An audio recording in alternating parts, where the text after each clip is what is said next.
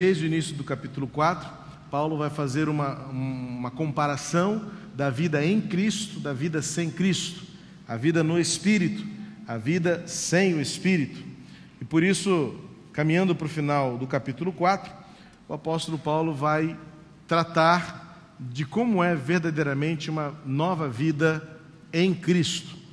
Ele começou lá no meio do capítulo 4 dizendo: deixem para trás aquilo que não mais caracteriza uma vida verdadeiramente cristã.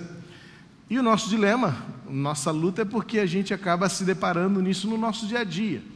E a gente percebe o quão falhos nós ainda somos, o quão carentes de um aprofundamento na vida cristã somos. Versículo 29 ao 32, Paulo vai lidar com uma das coisas mais difíceis do nosso dia a dia. Por que eu digo que talvez seja uma das mais difíceis? Justamente pela ênfase que o Novo Testamento dá a esta disciplina. Tiago, por exemplo, reserva um capítulo inteiro. Jesus falou várias vezes, tanto no Sermão da Montanha, quanto em outros momentos dos seus ensinos, sobre o cuidado com aquilo que se fala. Não é sem sentido percebermos a importância que o Novo Testamento dá à comunicação verbal, aquilo que se diz. Até porque a palavra vai dizer que a boca fala daquilo que o coração está cheio. Então não é impróprio considerar que o que nós falamos reflete necessariamente aquilo que nós temos dentro de nós. É claro que umas pessoas falam mais do que outras, e é também natural, e isso não é nenhum problema em a gente admitir isso. As mulheres falam bem mais do que os homens. E eu não vou ser aqui nem um pouco machista, eu vou ser apenas científico e técnico em dizer: vocês falam mais do que nós. A média é que vocês falam 8.000 palavras por dia. Não pare para contar não, senão você vai ficar doida. E nós falamos em média 3.000 palavras. É por isso que nós, homens, chegamos em casa e estamos já no negativo. Se você é vendedor, por exemplo, você já extrapolou suas 3.000 no meio do dia. Já chega em casa esgotado. Se você se você trabalha lidando com pessoas, você, homem, já chegou em casa no déficit, na sua média. E se, por exemplo, a sua mulher não trabalha fora, ela não gastou 100 palavras. Então ela tem mais 7.900 para gastar com você. Aí, meu amigo, muito cuidado. Eu costumo dizer em palestras de casais, já falei isso algumas vezes, que a mulher, além de falar muito, ela é detalhista. O homem é sempre monossilábico. Se não for, como diz na linguagem, né, no português, o homem usa muito onomatopeia. Faz mais som do que fala alguma coisa, né? E a mulher fala: você não está me respondendo. Já te respondi 3 vezes. Como? E isso para nós é um diálogo inteiro. Nós já falamos tudo. O homem chega em casa e ele não tem mais nada para falar, mas a mulher, ela vai falar que a carrapeta da torneira estava pingando, ela não sabia onde estava o alicate, não conseguiu falar com você no celular, e aí foi procurar, descobriu que tinha um monte de coisa quebrada no depósito, e aí ela começou a tentar consertar a torneira, e não tinha, a carrapeta era outra. Aí ela começa a contar tudo, que ela foi no armarinho e encontrou com fulana na rua, e fulana... Lembra dos fios, aquela mensagem que eu falei sobre fios e caixas? A mulher vai contar que ela foi no armarinho comprar carrapeta, mas no meio do caminho ela encontrou com a vizinha. E ela descobriu que a concunhada da cunhada da vizinha está doente.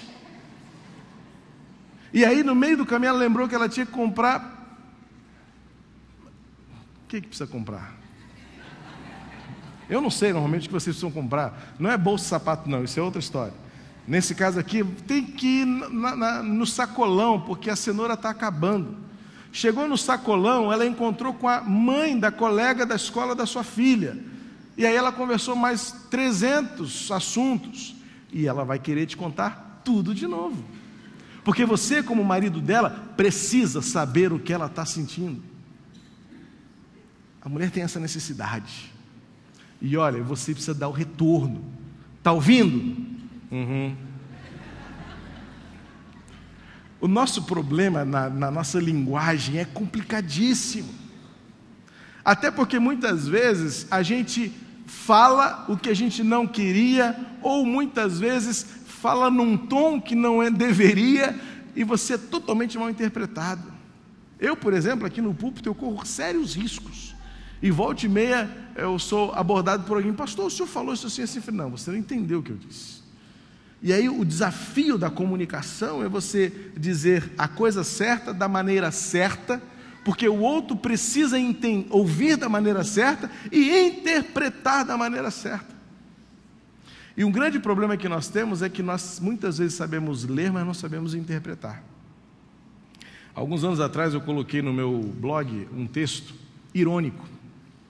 O título do texto é Como Formar uma Banda Gospel.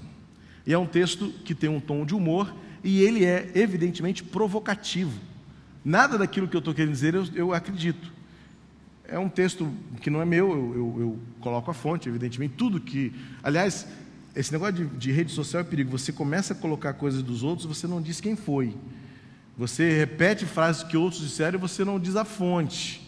Se você ouviu uma coisa boa, se você ouviu um bom sermão, se você vai reproduzir o esboço ali, diga de onde você ouviu, quem foi que falou, onde você leu. E esse texto eu li no blog Higienizar, que é um blog de um artigo de jornalista evangélico, e ele então colocou lá um texto bem irônico, é bem, vamos dizer assim, é bem denunciante. Como formar uma banda gospel. Ele, cara, fala. Eu fui inventar de colocar no meu blog, mas o que eu já ouvi de desaforo, que as pessoas vão lá e acham que aquela é a minha opinião. Pastor, um absurdo um pastor pensar assim. Aí eu não sou muito de ficar respondendo, me defendendo, mas aí, a vontade de responder assim: você leu e não entendeu nada. Você leu e não interpretou. Você leu e não conseguiu captar o meu pensamento verdadeiro, o contexto todo, o que eu penso como um todo. Mas essa é a dificuldade da nossa comunicação. E é por isso que o Novo Testamento dá tanta ênfase ao o que você fala e como você fala. Por isso eu quero a sua atenção muito especial para esses 5 versículos finais da carta de Paulo aos Efésios, do capítulo 4, quando ele vai falar sobre mais uma característica que não está presente, não deve estar presente na vida de alguém que é novo, nascido novamente em Jesus. Vamos ler o texto? Diz assim, Efésios 4, versos 29 a 32. Nenhuma palavra torpe saia da boca de vocês, mas apenas a que for útil para edificar os outros, conforme a necessidade, para que conceda graça aos que ouvem. Não entristeçam o Espírito Santo de Deus, com o qual vocês foram selados para o dia da redenção. Livrem-se de toda amargura, indignação e ira, gritaria e calúnia, bem como de toda maldade. Sejam bondosos e compassivos uns para os outros, perdoando-se mutuamente, assim como Deus os perdoou em Cristo. Não saia da boca de vocês nenhuma palavra torpe. O que Paulo está querendo dizer com isso? Bom, não é tão difícil de você entender, porque logo naquilo que ele fala de negativo, ele passa para o que é positivo. Ele diz, mas ao contrário, que saia da vossa boca, versículo 29, palavras que sejam para edificar. A verdade é que nós deveríamos tentar colocar um filtro naquilo que nós falamos. Primeiro porque, como eu disse, a Bíblia vai nos dizer e vai nos ensinar que a boca fala o que o coração está cheio.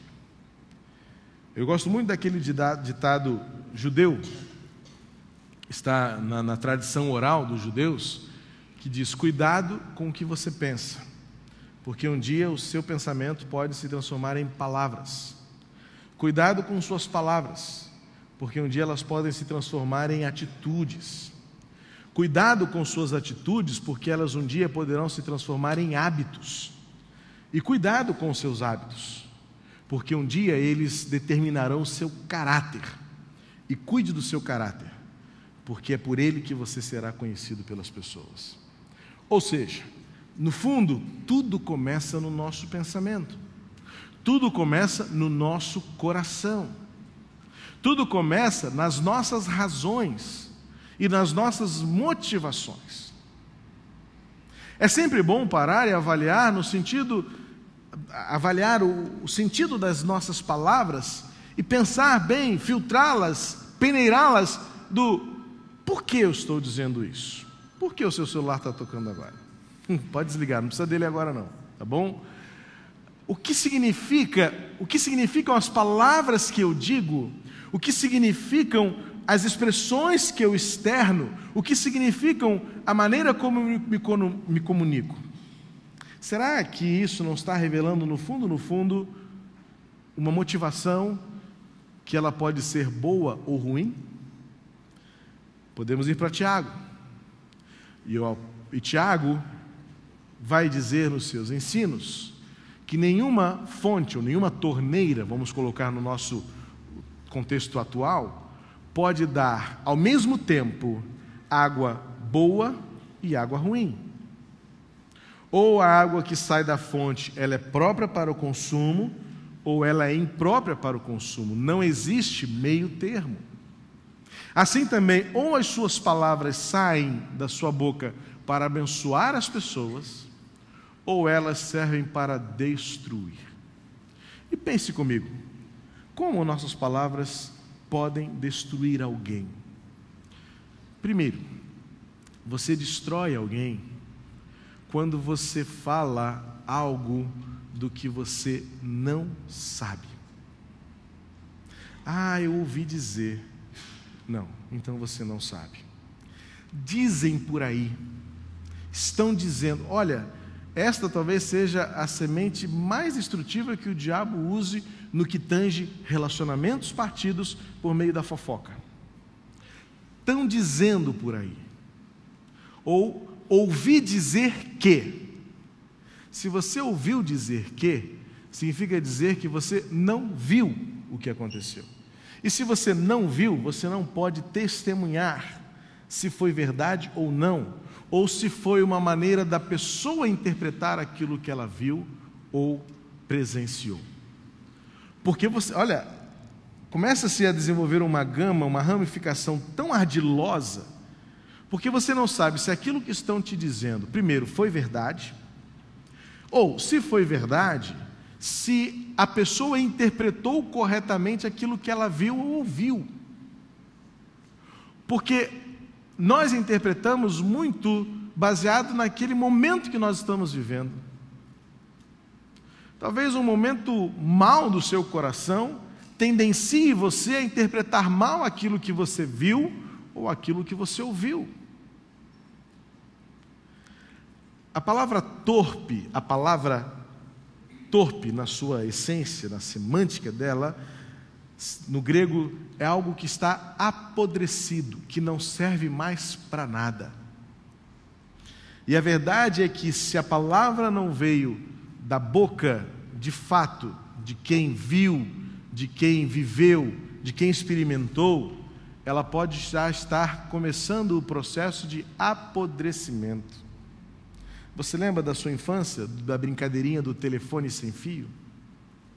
Quantos problemas nós enfrentamos por conta do tal telefone sem fio, sem ser brincadeira? Porque, como diz a sabedoria popular ou impopular, quem conta um conto, aumenta um ponto. E por que não dar uma mexidinha nessa história, dar um pouco mais de emoção neste relato e colocar aqui uma pimentinha na história? Torna-se uma palavra torpe. Quando você reproduz em palavras qualquer coisa que você não viu, qualquer coisa que você não ouviu, qualquer coisa que você não estava lá para dizer era verdade. Mas quem me contou é uma pessoa de altíssima confiança. Duvide disso. Dê o que diz no contexto jurídico, o mérito, o direito, o benefício da dúvida. Porque pode ser que a pessoa, por mais digna de confiança que tenha, pode ter alguma intenção que não seja virtuosa em estar lhe reproduzindo aquilo que você não viu. Por que você está dizendo isso para mim? porque eu preciso saber do que você está me contando. Palavras torpes, palavras desnecessárias, palavras destruidoras. Você diz uma palavra torpe ou apodrecida, no grego, quando você fala para alguém ou de alguém qualquer expressão difamatória, perjuriosa ou pejorativa. Por que nós temos um vocabulário tão extenso para depreciar alguém e faltam-nos palavras para elogiá-las? Isso é muito comum, a gente faz dinâmicas de grupo dessa maneira, quando você dá a oportunidade para alguém pensar em defeitos. Vem um monte na nossa mente. E todos nós, por termos defeitos, temos na ponta da língua. Sabemos muito bem quais são as falhas, quais são as faltas, as omissões, os erros, os equívocos do outro. Mas quando somos desafiados a dizer aquilo que é virtuoso, ficamos com aquele cuidado de: será que seremos puxa-saco?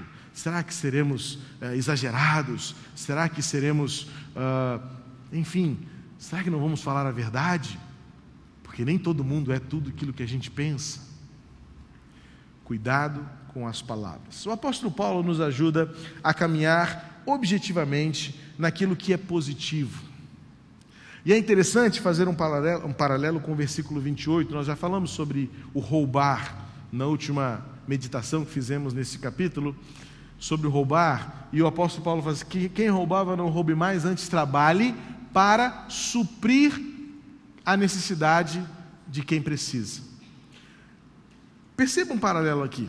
Versículo 29, ele vai falar agora sobre as palavras. Ele diz, versículo 29, nenhuma palavra torpe saia da boca de vocês, mas apenas a que for útil para edificar os outros. Consegue perceber agora uma expressão repetida? Conforme a necessidade.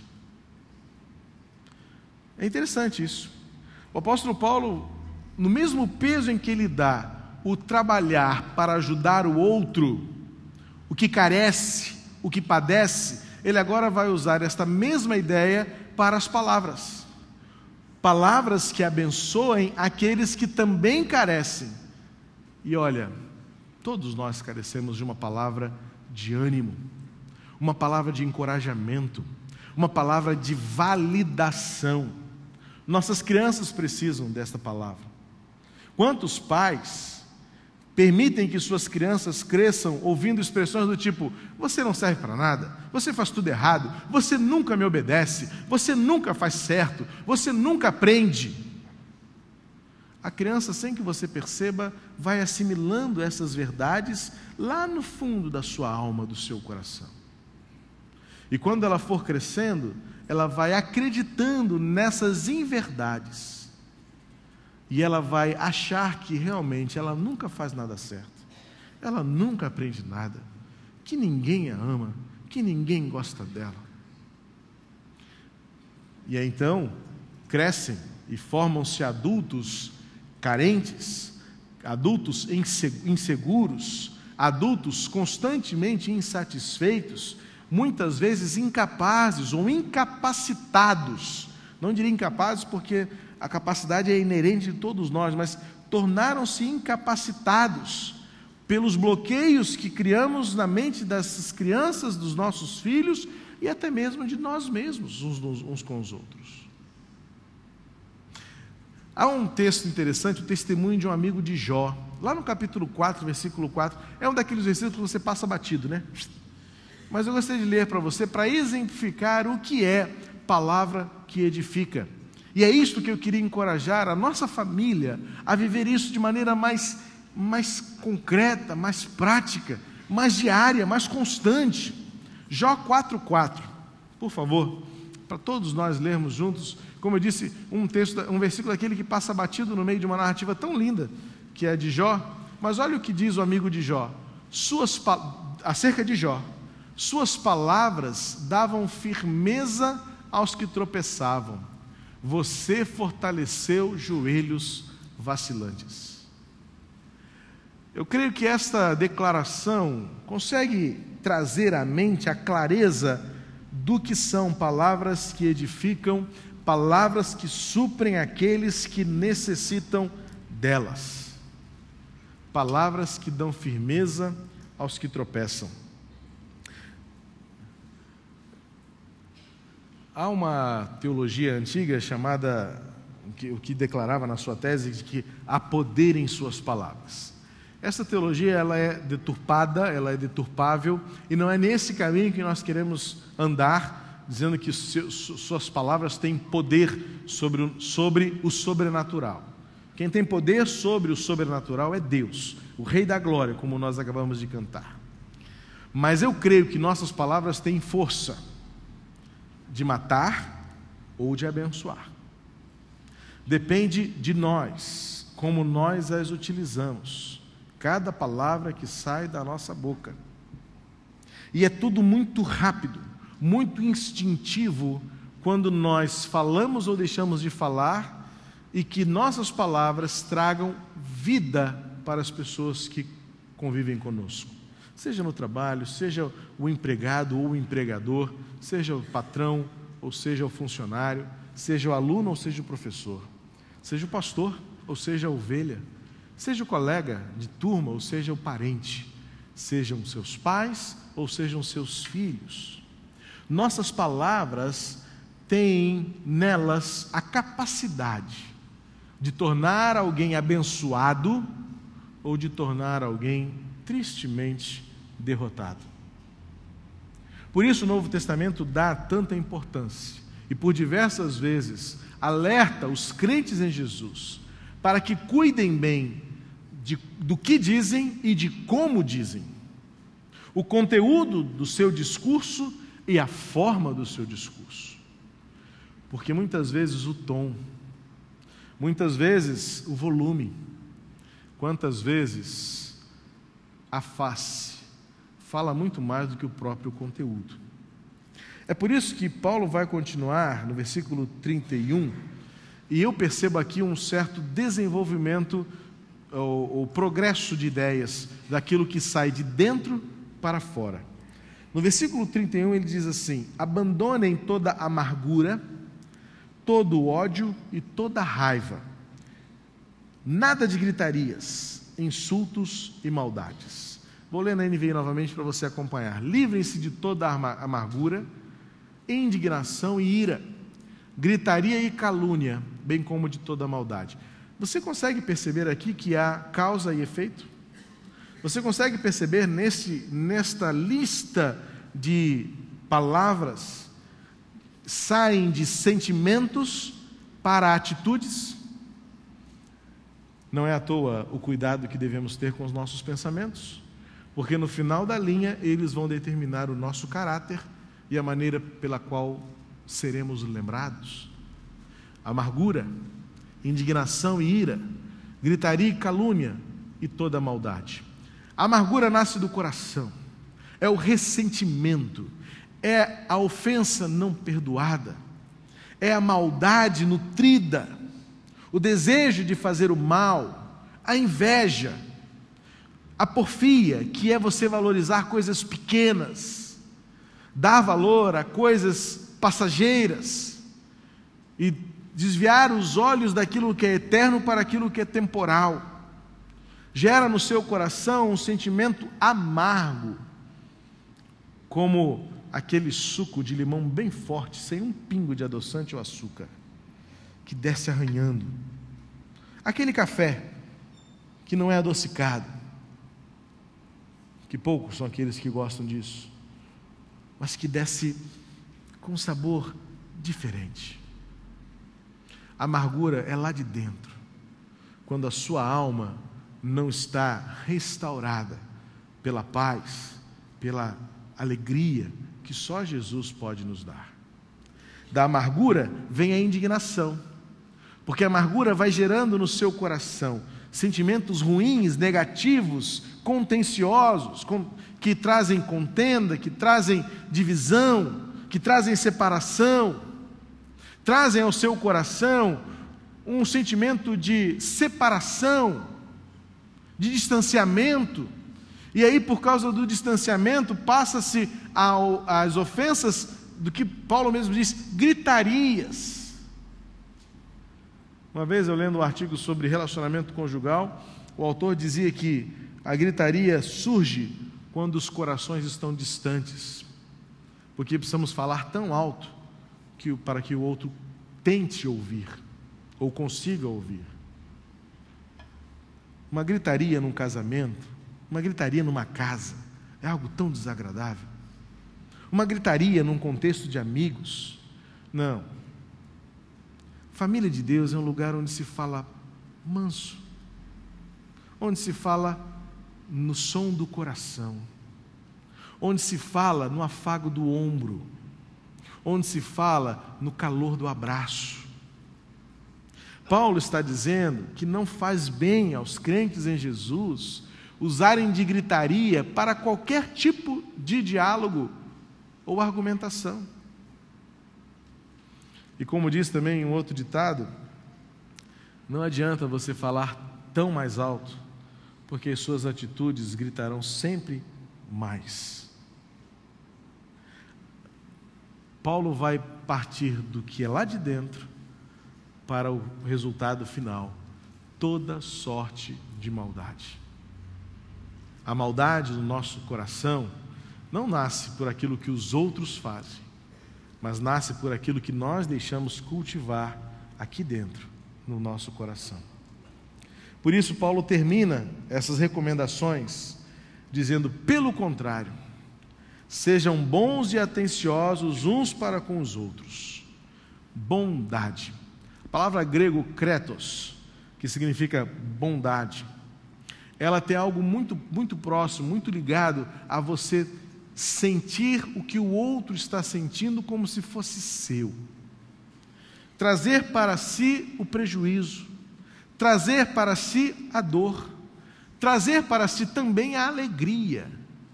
É literalmente colocar-se no lugar do outro, seja na alegria que ele está vivendo, ou seja na dor pela qual ele está passando. Ser bondoso, ser amoroso, e como diz o apóstolo Paulo, a expressão exata, atencioso uns para com os outros. Isto é marca de alguém que vive e está em Cristo, que anda com Jesus. E ele termina então falando sobre o perdão. Perdoem-se. E o padrão? Como Cristo, como Deus em Cristo, perdoou vocês.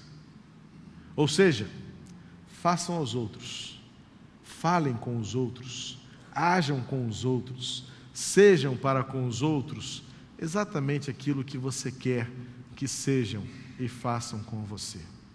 Este é o princípio mais elementar da ética. Esse é o princípio mais básico do relacionamento interpessoal. É você revestir-se da posição em que o outro está. Isso lhe tornará uma pessoa mais amável, mais bondosa, mais atenciosa, mais abençoadora. E eu tenho certeza, mais parecida com Jesus. Que isto comece em mim, para alcançar você, e para que todos nós, como Igreja de Cristo, sejamos um só corpo, usando palavras que abençoem-nos mutuamente, que tragam-nos vida mutuamente, que tragam-nos cura uns para com os outros, porque não existe coisa melhor do que vivermos como povo de Deus, sendo bondosos e atenciosos uns para com os outros. E assim Paulo termina o capítulo 4, trazendo-nos este desafio. Gente que quer ser igual a Jesus, precisa cuidar bem das suas palavras, para que elas tragam tão somente vida e bênção para todos aqueles com quem convivemos. Eu quero terminar cantando o cântico A Começar em Mim. A começar em mim quebra corações, a começar em mim, para que sejamos todos um, como Tu és em nós. E o meu desafio para você nesta manhã, depois de tudo que temos vivido em culto ao Senhor, é para que ao abrirmos nossa boca, para falarmos qualquer palavra, sejam palavras que edifiquem. Lembremos-nos do testemunho dado de Jó. Suas palavras levantavam o caído, Suas palavras fortaleciam o cansado. É o que pode se dizer de nós, é o que pode se dizer de você. Minha oração é essa, que a começar em mim, o mundo veja Jesus, na maneira como eu vivo, como eu falo, como eu me relaciono. Vamos ficar de pé e vamos cantar esta oração final, dedicando ao Senhor este culto, dedicando ao Senhor esta palavra, dedicando ao Senhor esta atitude, para que Cristo seja tudo em nós, Cristo seja um em nós e Cristo seja visto em nós.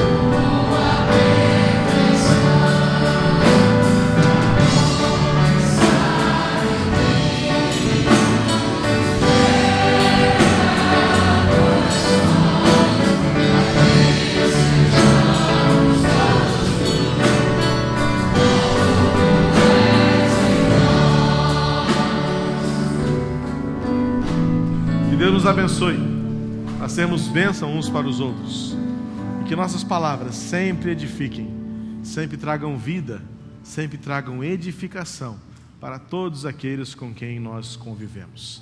À noite estaremos juntos novamente, 19 horas. Eu vou compartilhar com você o desafio da espera em Deus.